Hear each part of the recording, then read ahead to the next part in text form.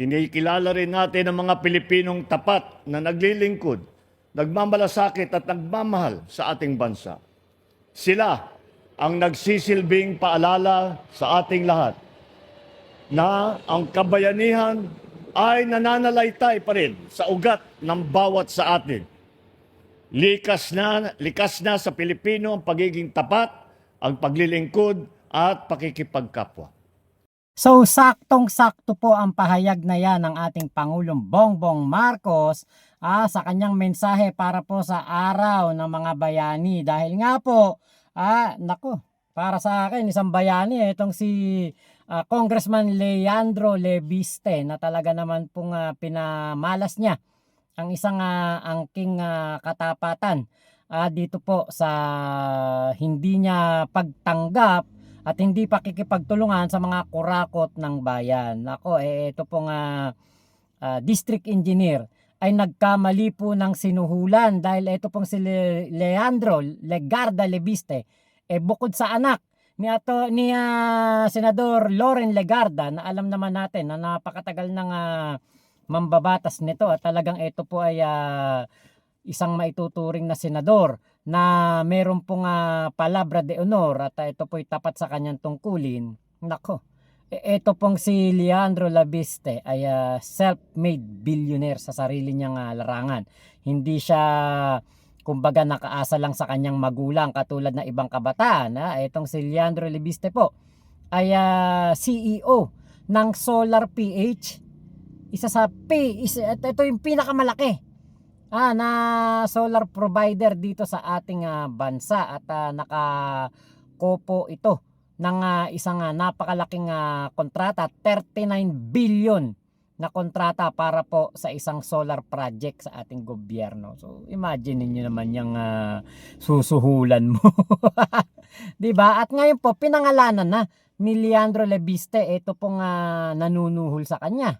Na po ng official statement ang opisina ni Congressman Leandro Legarda Lebiste ng 1st District of Batangas. At ayon po dito, kinukumpirma ng tanggapan ni Congressman Leandro Legarda Lebiste na mayroong isasampang kaso laban kay Department of Public Works and Highways Batangas 1st District Engineer Abelardo Calalo sa tanggapan ng Batangas Provincial Prosecutor sa Martes, Agosto 26. Hindi natin dapat pahintulutan ng korupsyon sa DPWH. Dapat nating igiit ang mga proyektong may mas mataas na kalidad at mas mababang halaga at obligahin ng mga kontraktor na agad ayusin ang anumang pagkukulang ng mga proyekto ng walang karagdagang gastos mula sa gobyerno. Higit pa sa kasong ito, isusulong natin ang mas malawakang reforma upang tugunan ang mga suliraning nakaugat sa sistema ng DPWH.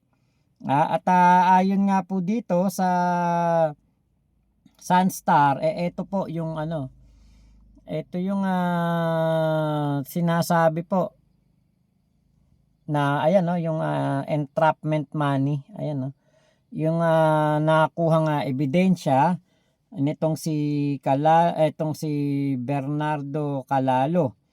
At meron ako nakita ring post mula sa bilyonaryo.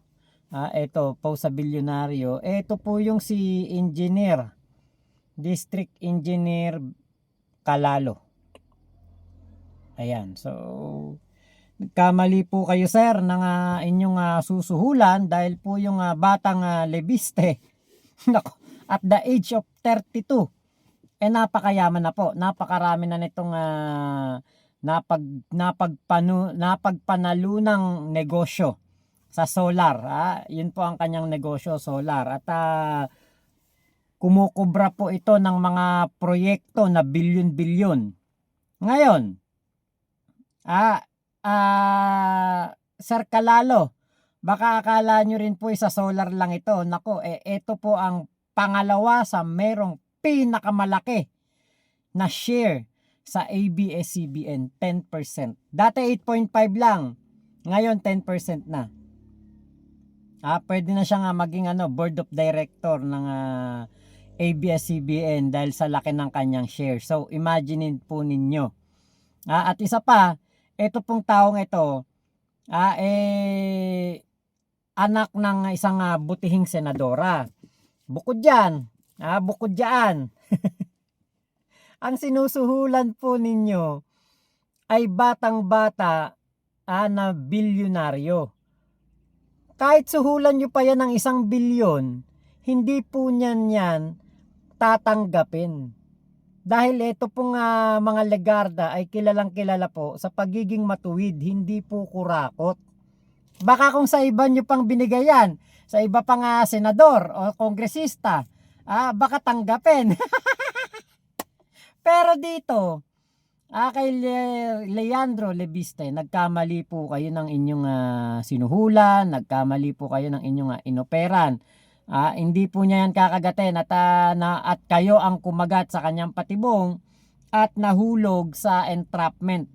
'Di ba? Imagine niyo kung gaano kagaling ang batang Legarda na ito. Kinumpirma na din po ni Secretary Bonoa ng DPWH na nilagay na po ito sa preventive suspension. At tingin ko ay nakakulong ngayon itong si Engineer Calalo sa Batangas. At ito hindi na makakalaya muna. Tingin ko, ewan ko kung may ano yun, kung may piyansa yan So bukod sa administratibo at kriminal na mga kaso, posible din itong matanggal sa serbisyo at mawala ang lahat ng benepisyo na pwede niyang matanggap kapag po siya ay nag-resign na o ito ay ano tawag dito? Yung magretiro. So ito po'y wala nang matatanggap. So sinira nitong si Engineer Calalo ang kanyang kinabukasan. Sayang lang at ang naopera ni Calalo ay hindi po kurakot at hindi po kayang silawin ng kahit magkano pang pera. Yung una niyang ino-offer parang 3.6 million at bukas daw parang Martes ay bibigyan daw si Congressman Leandro ng another 15 million. At bukod pa dyan, bibigyan din daw po ng mga porsyento sa mga project ngayong 2026 na darating.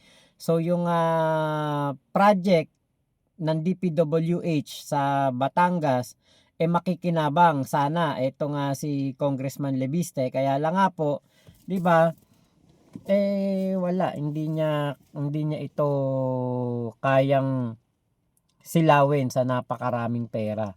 Alam nyo ang kataga ni Jose Rizal na ang kabataan ang pag-asa ng bayan, ito yung sinasabi na ang kabataan ng pag-asa ng bayan. Kung ang mga kabataan ay katulad ni Leandro Lebiste na tapat, hindi kayang silawin ng kahit magkanong pera, hindi kayang matamisin na maging kurakot na opisyales ng ating bayan, di ba? Magkakaroon talaga ng pag-asa ang ating gobyerno. Sana tawag dito, ma-briefing niya itong mga kurakot na kongresista at mga sangkot sa katiwalian ng mga senador. 'Di ba? Sana ito ang kanilang kasi ang nangyayari dati kapag tayo ay nag-aaral, ang nagtuturo sa atin ay yung mga matatanda. Ngayon, ang dapat nang magturo sa mga matatanda ay ang mga kabataan. Dahil ang kabataan nga po kung ang kabataan ay katulad ni Leandro Lebiste, hindi po tayo maghihirap, hindi po tayo magkakaroon ng korupsyon dito sa ating bansa na siya nagpapahirap sa ating bayan. May pag-asa pa talaga ang Pilipinas kung ang katulad nila Vico Soto, Yorme Isko Moreno, etong si Leandro Lebiste, etong si Sandro Marcos, ang mga magiging future leader natin. Kung sila mga magiging future leader natin, sigurado ako hindi po mapapariwara ang budget ng ating bansa. So, salamat kay Leandro Lebiste dahil nga sa kanyang pagiging tapat at pagiging tunay na public servant na hindi po nasisilaw, hindi kayang bilhin ang prinsipyo dito po sa kanyang paglilingkod sa bayan. So, yun lamang po, maraming salamat sa pagsama nyo sa aking vlog na ito. Ingat po kayo. Nasan mang panig kayo ng mundo, momo, chup chup. Love you, love you. God bless us all. Pilipinas. God first. Salamat po.